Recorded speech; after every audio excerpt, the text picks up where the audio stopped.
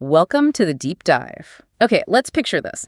It's the early 1970s. Guitars are loud, really loud. Oh, yeah. Fuzz was everywhere. You had the LPB1 boost, the muff fuzz, the legendary Big Muff Pi, just tearing things up. Absolutely. The whole game was basically taking your guitar's nice clean wave and, well, smashing it into a square wave.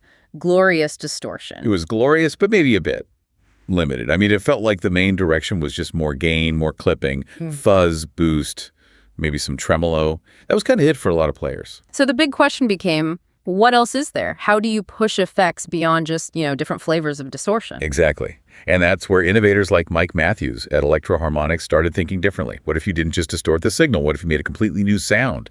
Something unrelated to your standard blues licks. And that's precisely the shift we're diving into today. We're looking at EHX's answer, which was, well, probably the most adventurous pedal of its time, the Electro Harmonix frequency analyzer. It really was a sonic curveball, one of the very first ring modulators you could actually buy and stomp on. So our mission today is to really get under the hood of this thing, understand how it worked, why it made those wild, metallic, almost alien sounds. And why this specific pedal was such a big deal for Electro Harmonix, changing their whole direction, really. Yeah. It's a deep dive into some pretty interesting noise and innovation. Okay, so before the frequency analyzer, let's say pre-1972, EHX had built a solid name.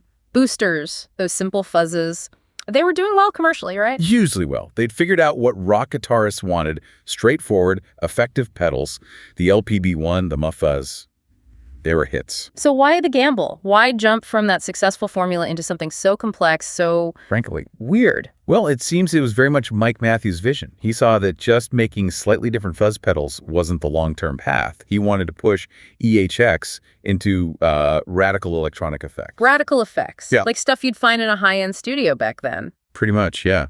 Effects that studio engineers or maybe synth players knew about, but guitarists just didn't have access to in a pedal.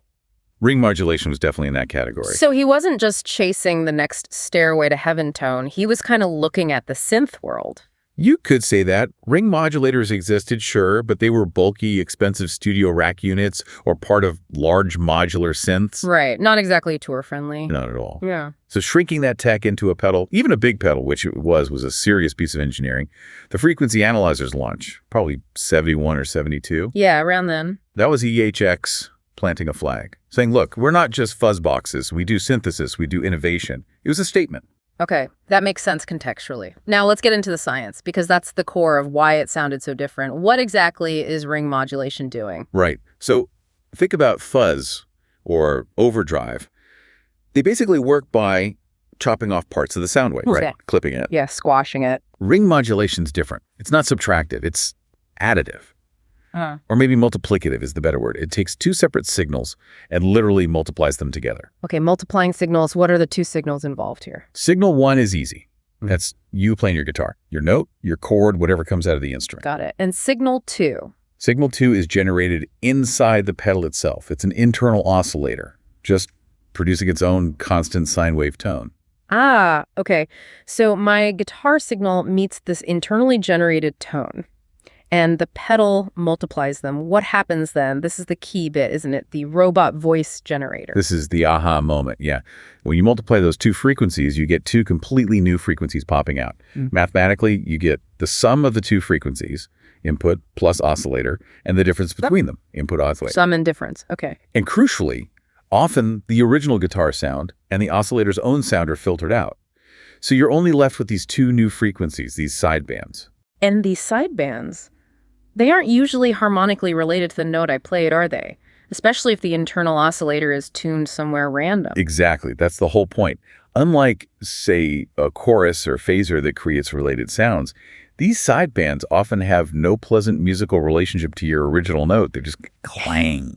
Clang. That's a good word for it. Yeah, it creates these metallic, bell-like tones, or sometimes robotic, dissonant sounds. It's way outside the realm of normal guitar distortion. It's basically synthesis happening right there in the pedal. That sounds like it needs some careful handling. Which brings us to the pedal itself, the controls. It wasn't just an on-off switch, clearly. Oh, definitely not. Yeah. And first, you got to picture the thing. It was a beast. Yeah. Classic, early EHX, big, heavy steel box. You wouldn't want to drop it on your foot. And those early ones had that weird power cord, right? No battery. Yeah, the really early ones needed 110 volts AC, straight from the wall, no 9-volt battery option here. This thing drew some power for its complex circuits. You almost felt like you needed a roadie just to plug it in. Huh. Okay, so the size reflected the complexity inside. What were the key knobs letting you tame this frequency beast? The controls mapped directly onto that science we just talked about. The main one was shift. That knob controlled the frequency of that internal oscillator. Ah, so that's how you change the pitch of the internal tone it's multiplying with. Precisely. If you set shift to, say, 500 hertz, then every note you play gets sidebands 500 hertz above and below it. It dictates how far out the generated sounds are from your original note. So higher shift settings mean more dissonance, more alien sounds. Generally, yeah. And because tuning is so critical with ring modulation, tiny changes make a big difference. They included a fine shift knob, too. For really precise tuning. Exactly. You could use it to get these subtle, detuned effects or make the oscillator beat against your guitar note in interesting ways. It allowed for a lot of nuance, dialing in those throbbing, almost chorus-like sounds at lower settings. And I guess the most important knob for actually using it musically was the blend. Absolutely vital. The blend or mix control. It lets you mix your clean, unprocessed guitar signal with the affected signal. So you could have just a hint of that metallic weirdness or go full-on robot. Right. Full wet, you got pure synthesized clang, which is cool for sound effects. But blending it allowed you to add these strange metallic overtones to your normal guitar sound, making it sound kind of detuned or eerie. Which explains the range of sounds people got out of it. It wasn't always just total chaos. Not at all. With lower shift settings, maybe blended carefully, you could get these pulsing, throbbing textures. Almost like a very strange, unstable vibrato or deep chorus. Added a kind of dark shimmer. But then you crank that shift knob. And yeah, things get weird fast. When that internal oscillator frequency is way different from your guitar note, that's when you get the really clangorous, atonal metallic stuff. Sci-fi noises, computer glitches, that kind of thing. It really transforms the guitar, doesn't it? Not just making it sound like a synth, but something else. Something alien, yeah. And because it just processes whatever audio you feed it, people started using it on everything. Not just guitars. Nope. Experimental musicians in studios grabbed onto it quick. They'd run synths through it, vocals, drum machines, anything to get those unique textures. It became a cool sound design tool. Okay, so incredibly innovative, powerful, but it wasn't the next big muff in terms of sales, was it? It never became mainstream. No, definitely not mainstream. It was always more of a cult classic. Its impact isn't really about sales figures, it's about the boundaries it broke. It found its audience with the players who were actively looking for sounds beyond standard rock tones. Exactly. The avant-garde players, the fusion guys, the experimentalists, they got it. Who are we talking about here? Who are the key early adopters who embraced the weirdness? Well, you had giants like John McLaughlin using it in Mahavishnu Orchestra, adding that sharp metallic edge to his already complex playing. Ah, okay. Makes sense for fusion. But maybe the most famous user, especially for textures, was Adrian Belew. Oh, of course. Belew. If you want a guitar to sound like an animal or a machine, he's your guy. He is.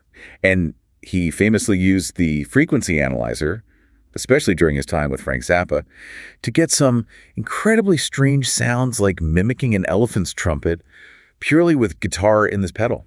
Wild stuff. Dude, these players weren't after sustain or warmth. They wanted character, unusual character. They wanted sonic paintbrushes that no one else had, ways to make the guitar speak a different language. And this really cemented EHX's identity, didn't it? This pedal kind of set the course for them. It absolutely did. You could argue the frequency analyzer was the first pedal that established EHX as more than just a fuzz company. It proved they could do complex studio-level electronics. And that there was actually a market, even if small, for guitarists wanting that level of sound manipulation. Right. It showed the guitarists would buy pedals that weren't just about traditional tones. That success, even as a cult hit, paved the way for everything that came next. Like the other legendary EHX boxes. Exactly. It opened the door for pedals like the Electric Mistress flanger, which was also complex for its time.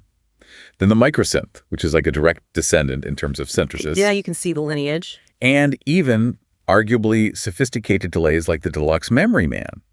The frequency analyzer proved EHX could sell weird and innovative, and that became their brand.